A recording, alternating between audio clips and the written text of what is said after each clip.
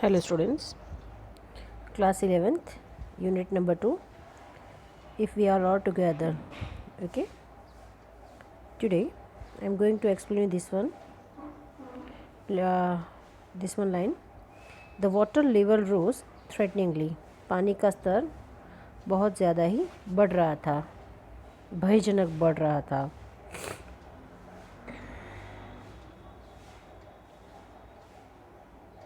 Wait, Back on a deck, I found that our two spare hand pumps had been wrenched overboard. Along with the foretacy sail, the jeep, the dinges and the main anchor.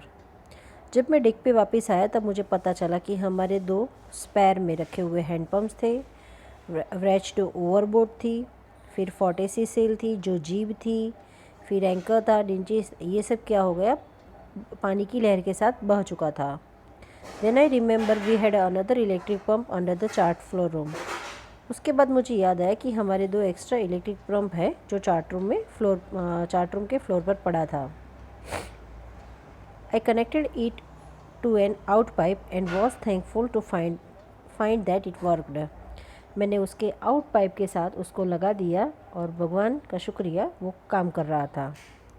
The night dragged on with the endless, bitterly cold routine of pumping, staring and working on the radio. जो ख़त्म ना हो वैसी ठंड से कपा दे वाली जो रात्रि थी, जो रूटीन, उस रात्रि हम लोगों ने कंटिन्यूसली पानी को बाहर निकाला, साथ में स्टेयरिंग किया, मतलब कि व्हील पे काम किया, वर्किंग रेडियो पे वर्किंग करते रहे. उस तरीके की पूरी रात हमारी बीती. We were getting on no replies to our mayday calls. हमारे मेडे कॉल्स मतलब कि एक तरीके की जो समंदर में रेडियो पे कॉल करके जो हेल्प मांगते हैं ना, that call, mayday calls. Okay, तो कंटिन्यूसली हम लोगों ने मैंने कॉल किया, बट डिस्ट्रेसफुल, हमें कोई आंसर ना मिला. Which was not surprising in this remote corner of the world. और सरप्राइजिंगली ये बहुत ही रिमोट कॉर्नर, मतलब इस यहाँ पे कोई ऐसे सिग्नल्स नहीं मिल सकते हैं जिस वजह से हमें कोई हेल्प नहीं मिलेगा. Shiv head had swollen alarmingly. She had 2 enormous black eyes, and now she showed us a deep cut on her arm. Shiv का सर बहुत ख़राब तरीके से सूज गया था. उसकी आँखें भी बहुत बड़ी हो चुकी थी, जो ब्लैक हो गई थी. एंड नाउ शी शोड, और उसने अभी हमें उसके हाथ पे लगे हुए 2 बहुत ही डीप जितने कट हुए थे वो भी दिखाए. When I asked why she hadn't made more of injuries before this, मैंने पूछा कि तुमने जब ये सारी इंजरीज मुझे पहले क्यों नहीं बताई जब मैं आया था. She replied, I didn't want to worry you when you are trying to save us. उसने कहा कि मैं आपको और चिंता देना नहीं चाहती थी जब आप हमें बचाने की कोशिश करते थे तब. By morning on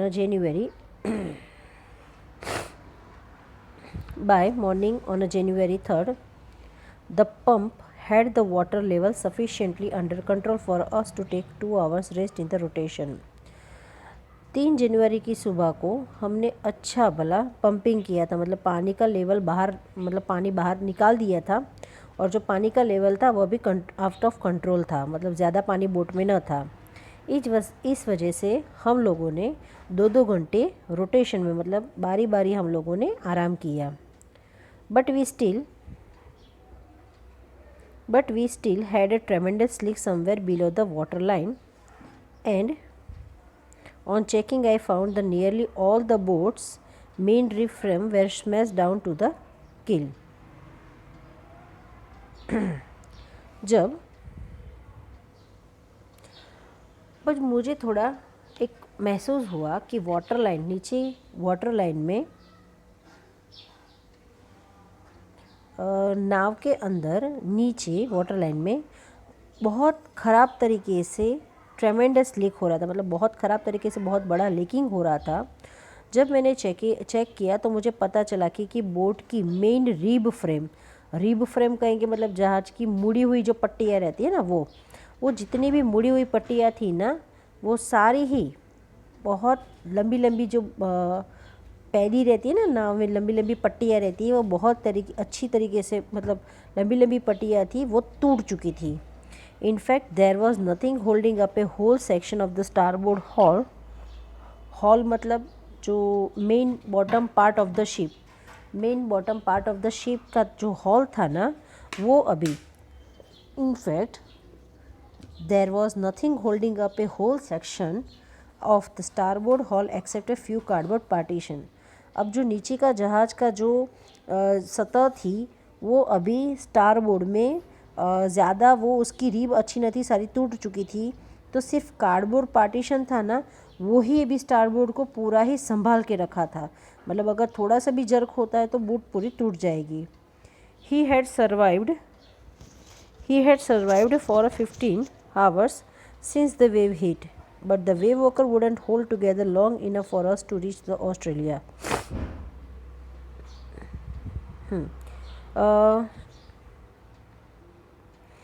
जब जो लहरें, जो पानी की लहरें थी ना, वो बहुत ही वेव वॉकर को टकराई थी। इस वजह से 15 घंटे तक ही हम जीवित बच सकते हैं, क्योंकि वेव वॉकर की हालत बहुत ज़्यादा ही गंभीर थी। तो वो हमें लेके ऑस्ट्रेलिया तक जा सके ये मुमकिन न था। I checked our charts and calculated that there were 2 small island few 100 kilometres off the east. तो मैंने मेरे चार्ट को देखा, मैप को देखा, उसमें से सब कैलकुलेशन किया, तो मुझे पता चला कि ईस्ट की तरफ 100 किलोमीटर्स तक आगे जाएंगे तो दो स्मॉल आइलैंड है। Our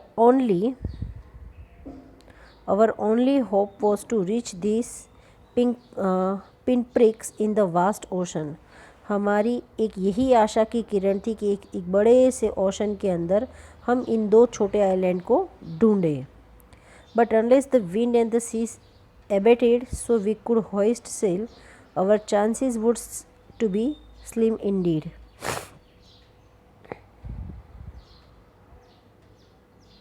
सॉरी, मैं एक लाइन भूल चुकी। One of them is Ile Amsterdam was a French scientific base. उसमें से एक था इल एम्स्टर्डम, जो साइंटिस्ट जो वैज्ञानिक फ्रांसीसी वैज्ञानिक के आधार पर पहुंचा जा सकता था। But unless the wind and the seize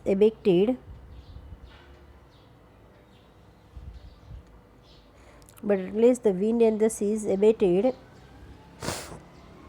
so we could hoist sail, our chances would be slim indeed, and the great wave had put an auxiliary engine out of the action.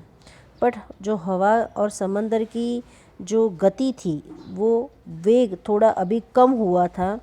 इस वजह से हमने हमारा hoist मतलब कि जो पोल था उसको सेल के लिए सीधा कर दिया, और हमारे चांसेस वैसे पतले ही थे कि वहाँ से हम सेल करें, मतलब वहाँ पे हमारी बोट को चला सके। लेकिन हमने शुरुआत की।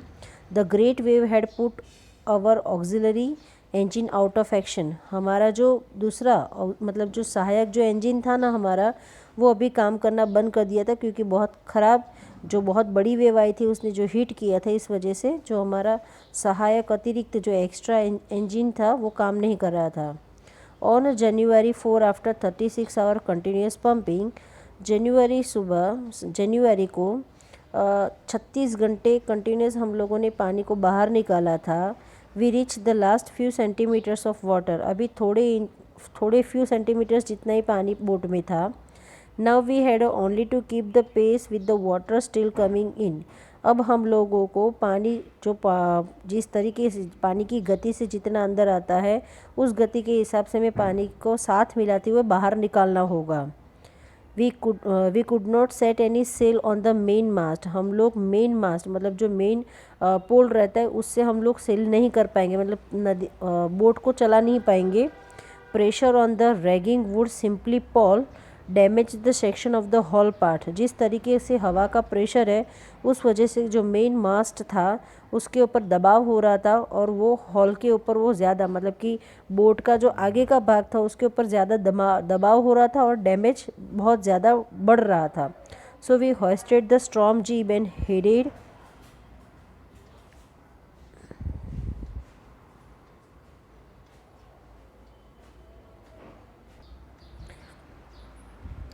So we hoisted the storm jeep and headed for where I thought the two islands were. तो मैंने जो स्टॉर्म जीप थी उसको रस्सी के साथ मैंने पॉल के हॉल के साथ बांध दिया, जो पॉल था उसके साथ, और वहाँ पे ही हम लोग सीधे ही मतलब धीरे धीरे गति से, इंजन वर्क नहीं कर रहा था इसलिए धीरे धीरे वजह से दो आइलैंड की तरफ दिशा में हम लोग धीरे धीरे बढ़े.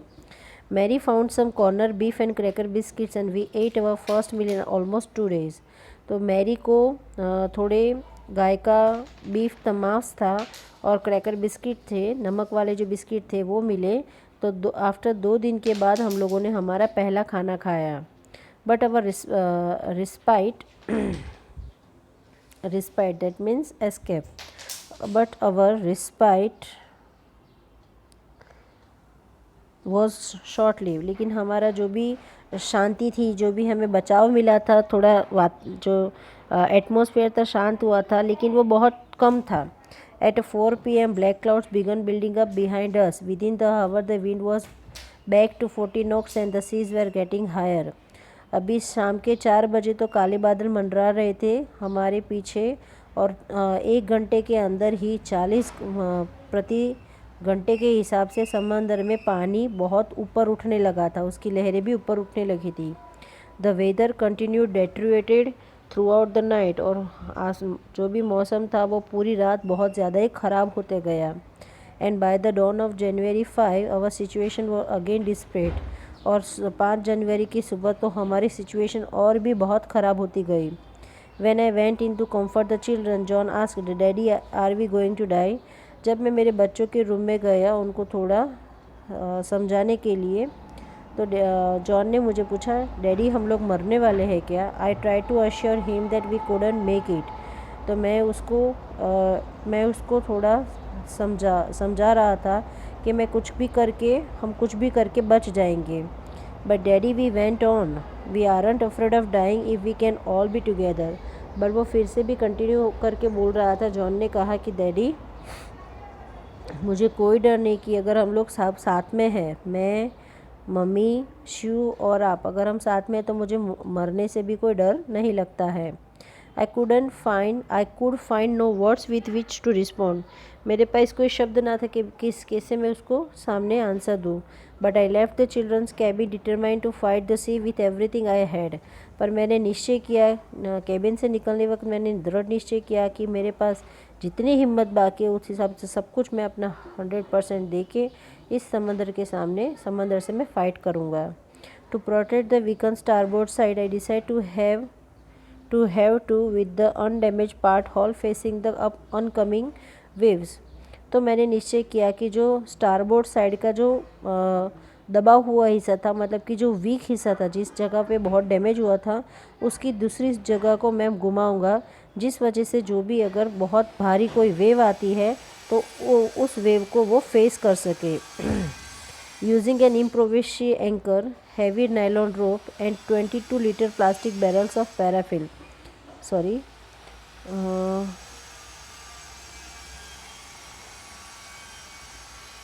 2 मीटर.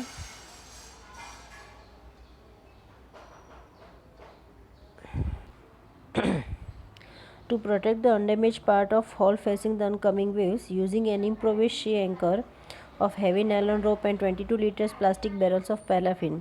तो जो जिस जगह से जो बोट डैमेज हुई थी उसकी जगह पे उसको दूसरे बोट को घुमा के और जो क्षति रहित पतन वाली जो पैंदी रस्सी थी तथा 22 लीटर वाले मिट्टी के तेल के 2 प्लास्टिक ड्रम से काम चलाओ जो हमने लंगर बनाया था उसका उपयोग करके हम आगे सेल कर रहे थे. That evening Mary and I sat together holding hand as the motion of the sea brought more and more water in the through of the broken planks. उस रात मैं और उस शाम को मैं और शू एक दूसरे का हाथ पकड़े हुए जिस गति से शिप जा रहा था और उस शिप में जो भी तख्ते थी, मतलब जो भी पानी जो तिराड़े थी, वो तिराड़ों में से ज़्यादा पानी अंदर आने लगा था. We both felt the end was near, और इस पानी की वाटर लेवल बढ़ने से हम दोनों को महसूस हो रहा था कि हमारा अभी अंत नज़दीक है, निश्चिंत है. But way woke road out of the storm and by the morning of January 6 with the wind easing, I tried to get a heading on the sextant. 6 जनवरी के सिवा 6 जनवरी को सवेरे पवन की गति कुछ कम हुई थी, जो हमारे ऑथर को कोण और दूरी मापने वाले यंत्र की सूचना की वजह से देखी, और शीघ्र ही गणना की के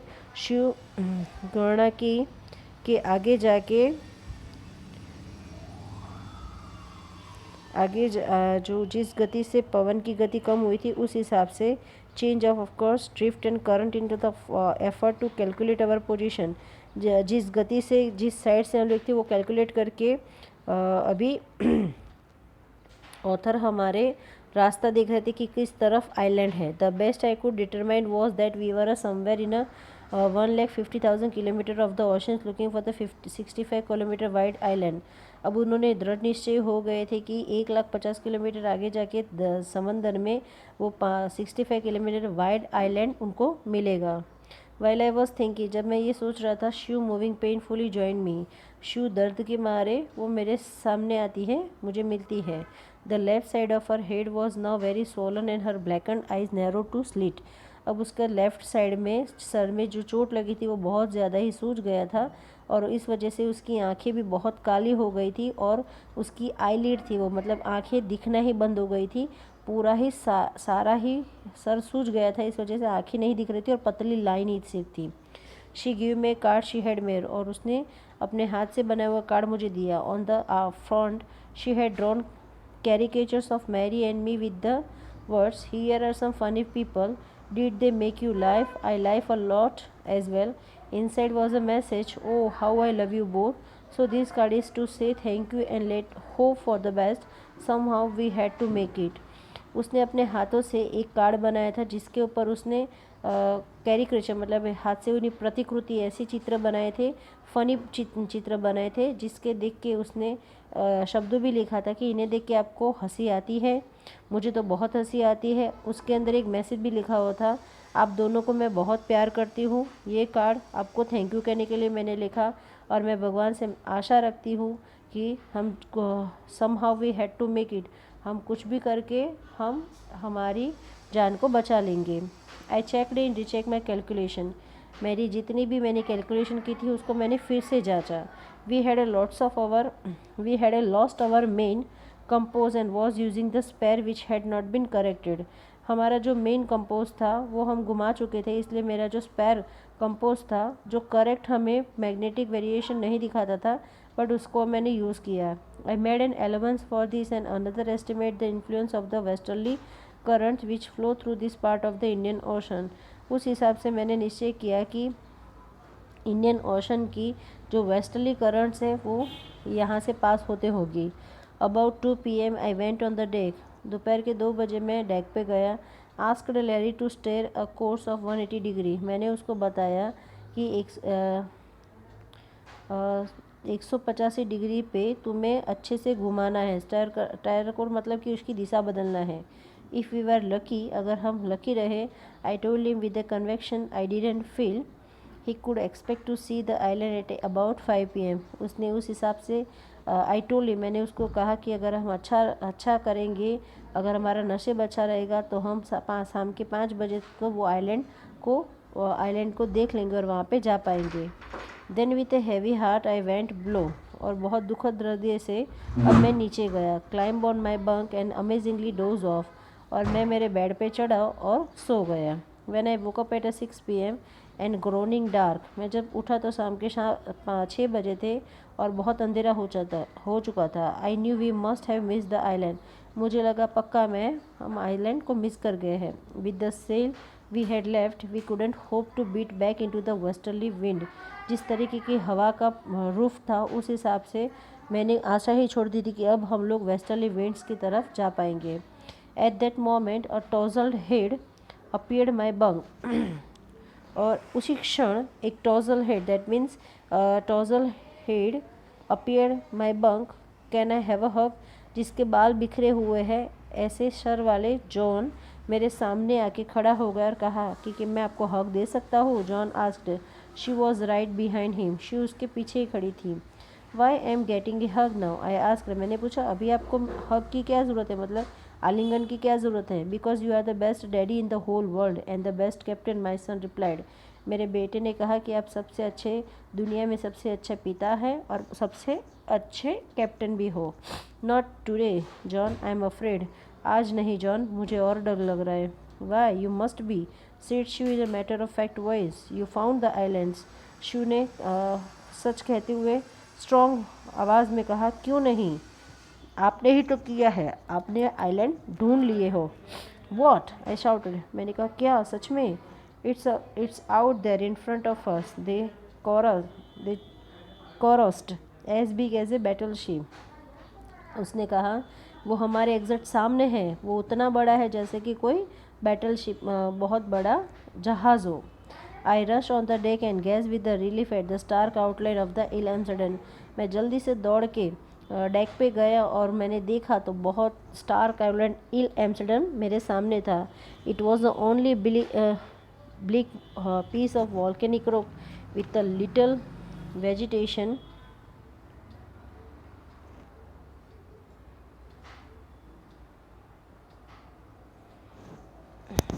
The meter.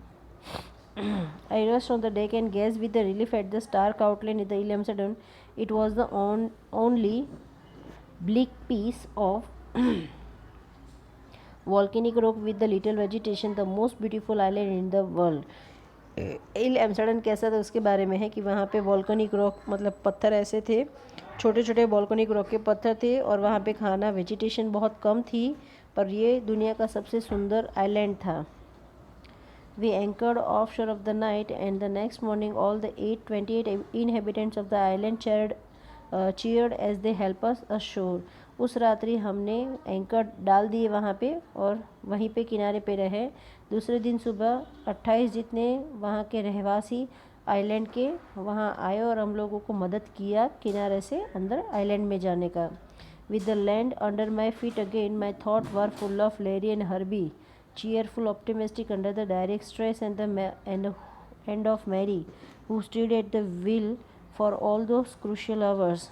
जैसे ही मेरे पैरों के नीचे ज़मीन को मैंने महसूस किया तब मुझे लैरी और हर्बी के विचार आए। कितने चीयरफुल और हकारात्मक लोग थे जिन्होंने मेरे स्ट्रेस को कम किया। साथ में मैरी के जो पूरे ही इतने ख़राब घंटों में भी वो व्हील पे डटी रही और अपना काम किया।